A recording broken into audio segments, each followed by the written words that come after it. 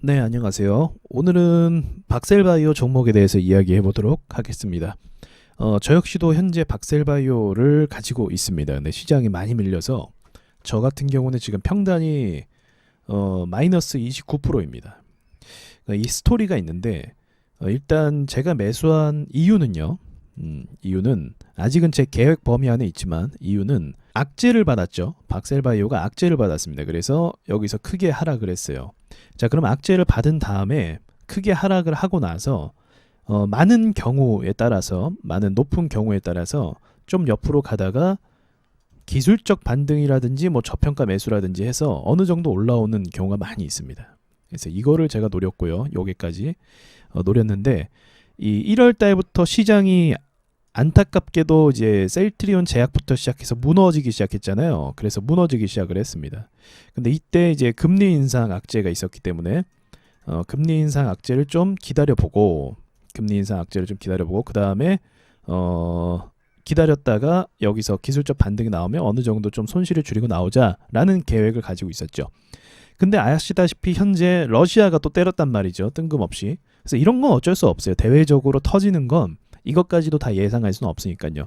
그래서 일단은 제가 2차 매수 자리까지 왔다라고 판단하고 있습니다. 2차 매수 자리까지 와버렸구나. 시장이 언제나 이러지는 않죠. 12월 정도부터 한 지금 1월 넘어서까지 시장이 계속적으로 압박을 받으면서 하락을 하고 있습니다.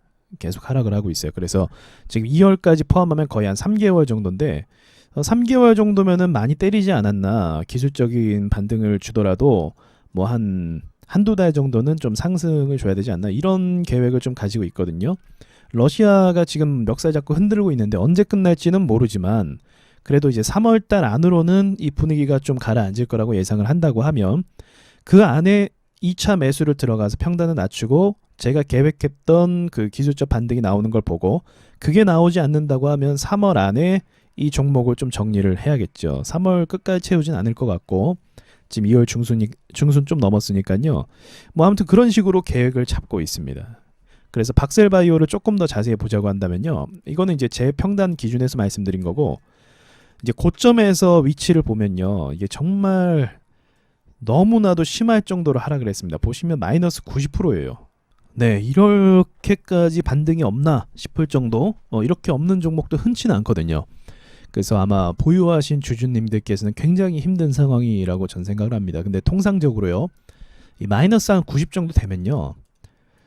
예, 이렇게 되면 어느 정도 반등은 나옵니다. 그래도 반등은 나오고 그냥 단순한 그림으로 봤을 때 지금 전혀 움직임이 없죠. 근데 얘가 한 여기까지 올라간다고 생각해 보세요. 여러분께서 차트를 보시면서 상상을 해보세요. 10만 원까지 올라간다. 이상하지 않죠? 이상하지 않습니다. 어떤 차트든지 그냥 주저하는 법은 없어요. 신풍제약을 한번 볼까요? 네, 그 더티했던 신풍제약 역시도 반등을 주면서 떨어집니다. 엠파형 하락이라고 하죠. 이걸 주면서 떨어져요. 근데 박셀 같은 경우는 이러한 움직임이 전혀 없었다는 거죠. 그래서 주식의 특성상이요. 반등이 없으면 한 방에 쭉 모았다가 그동안에 반등이 나와야 되는 애들을 한 방에 터뜨리는 경우가 있어요. 모았다가. 그러니까 신풍제약이 이렇게 됐다고 하면 이렇게 반등이 나오는 거고 중간중간 많이 반등을 써버렸기 때문에 세력이 털어버렸기 때문에 그 다음은 그냥 죽는 그런 차트로 흘러갈 수가 있는 거죠. 그래서 이런 관점으로 보시고 박셀바이오를 보셔도 되시고요. 그리고 제가 들어갔던 관점은 이제 악재를 받아서 하락했을 때 그 악재를 제가 살펴보니까 주력 임상 실험에 대한 악재는 아니었어요. 그리고 임상 실패는 아니고 철회 이제 어떤 자료를 더 첨부해야 된다. 뭐 그 말이 그 말이다라고 말씀하시는 분들도 계시는데 저는 조금 다르게 봤습니다. 뭐 투자라는 건 각자의 견해가 있는 법이니까요. 전 조금 다르게 봤습니다. 그래서 그런 관점으로 저는 예전부터 사실은 박셀바이오를 관심 종목으로 두고 있었어요. 계속적으로 주시하고 있었습니다. 시장이 좀 이렇게 엇박자가 맞아갖고 약간 틀어진 거긴 하지만 어쨌든 아직까지는 이렇게 계획 범위 안에 있다라는 게 의미가 있는 거겠죠. 그래서 제가 오늘 박셀바이오를 말씀드리는 이유는 여러분께서도 이러한 계획을 근거로 매수 매도를 하시면 된다는 거죠. 그리고 대응 같은 경우도 방금 말씀드렸던 것처럼 어떤 미래에 대한 그 청사진도 있어야 되고요. 미래에 어떻게 될 가능성이 있다. 이런 것도 여러분께서 충분히 보유 종목에 대한 지식과 가능성을 아셔야 되고요. 그리고 지금 이게 어떤 상태인지도 아셔야 됩니다. 지금 무슨 상태? 반등이 없던 상태. 기술적 반등이라도 10만 원까지라도 가질 수 있는 충분히 그래도 이상하지 않은 그림을 갖고 있는 상태. 재료가 소멸됐냐? 아니죠. 아직 재료가 또 임상이 진행 중에 있습니다. 그래서 어떤 방향으로 갈지 아무도 사실은 알 수가 없어요. 정말 좋은 방향으로 갈 수도 있는 거고 아니면 정말 안 좋게 될 수도 있는 거고요. 주식이라는 건 100% 확신을 가지고 가는 게 아니고 지금 제가 말씀드린 것처럼 계획을 잡고 여러분께서 투자를 하시는 거죠. 그래서 그런 관점으로 보셨으면 좋겠어요. 제가 박셀바이오만 가지고 말씀드리는 거는 이제 제가 일단 가지고 있기 때문에 여기에 대해서 대응이나 이런 부분들이 여러분께서 궁금해하실 수도 있는 거죠. 저는 그렇게 대응을 하고 이 정도의 기간을 잡을 거다라고 말씀을 드리고 싶었습니다.